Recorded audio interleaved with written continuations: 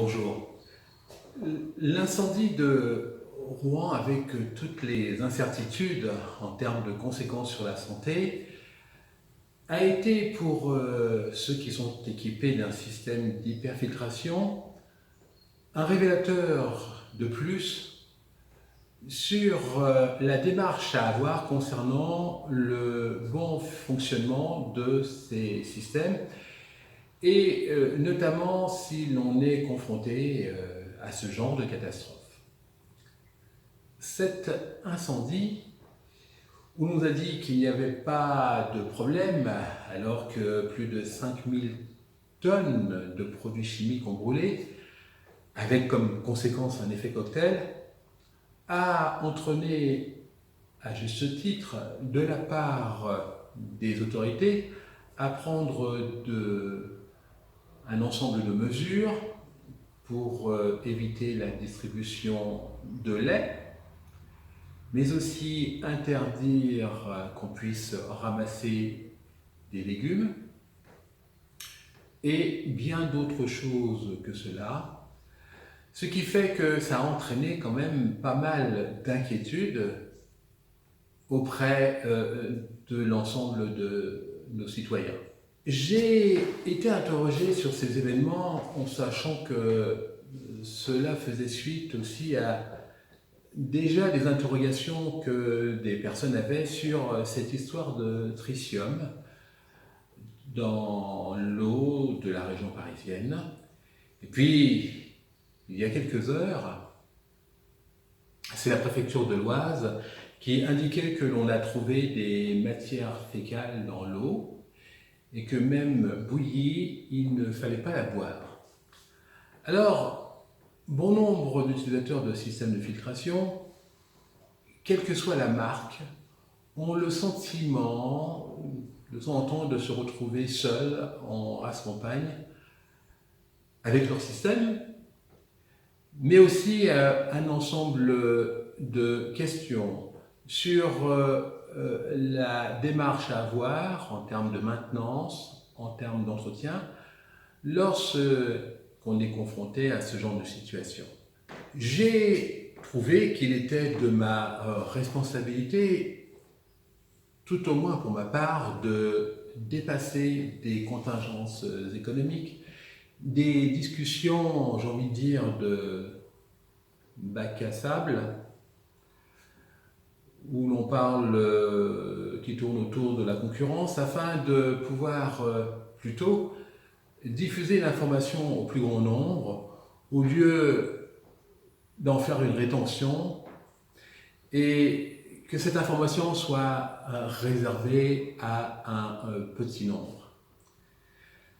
Certains vont trouver ça assez paradoxal, parce que sur YouTube, on trouve des conférences que j'ai pu donner dernièrement à 250 médecins, néphrologues et diététiciens, de la formation auprès d'éleveurs et d'agriculteurs dans le cadre des chambres d'agriculture, et de l'autre côté, une absence de communication auprès du particulier. Alors, au lieu de rester les bras ballants, j'ai décidé, à travers une série de vidéos, de vous transmettre un ensemble d'informations sur des sujets précis qui porteront sur l'eau, mais aussi sur votre système de filtration. D'ailleurs, dès maintenant, vous pouvez regarder une vidéo sur la manière de changer très facilement et vous-même vos filtres.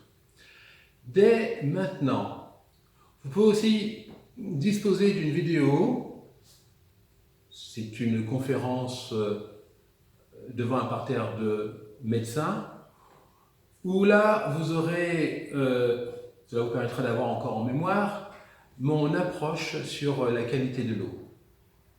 Et puis dans cet axe, des vidéos porteront sur des sujets, par exemple sur la présence d'hormones, de médicaments, les effets cocktails, qu'en est-il vraiment, le chlore qui est un oxydant, et bon nombre de sujets sur les éléments indésirables présents dans l'eau. Il y aura des sujets qui seront abordés tels que le fait de disposer d'un stylo testeur, un lecteur TDS. Qu'est-ce que l'on peut faire avec ce stylo? Que mesure-t-il vraiment? Comment je peux vraiment évaluer la qualité de mon eau? Je sais que mon système est conçu d'une fonction qui permet de rincer la membrane. Est-ce que j'ai pas trop de rejet? Comment savoir si à ce jour je n'ai pas 10 litres, 15 litres, 20 litres d'eau de rejet pour 1 litre d'eau filtrée? J'ai entendu parler de la bioélectronique de Vincent, de la résistivité, du redox. Est-ce des valeurs que je dois prendre en compte pour évaluer la qualité de mon eau? J'ai un système de vitalisation. Quelle est la différence entre vitalisation et dynamisation?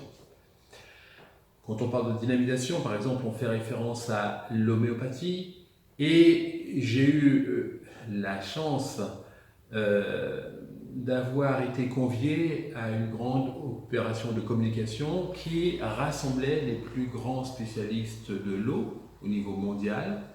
C'était à Londres, et j'ai pu rencontrer Luc Montagnier, où nous avons pu échanger effectivement nos points de vue sur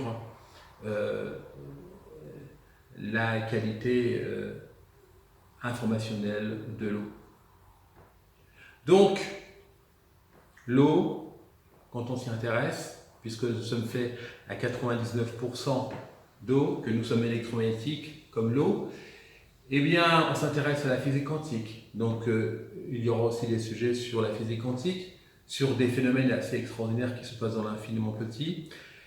Et quand on est amené à s'intéresser à la physique quantique, eh bien, il n'y a qu'un pas à faire pour pouvoir se trouver immergé dans les neurosciences.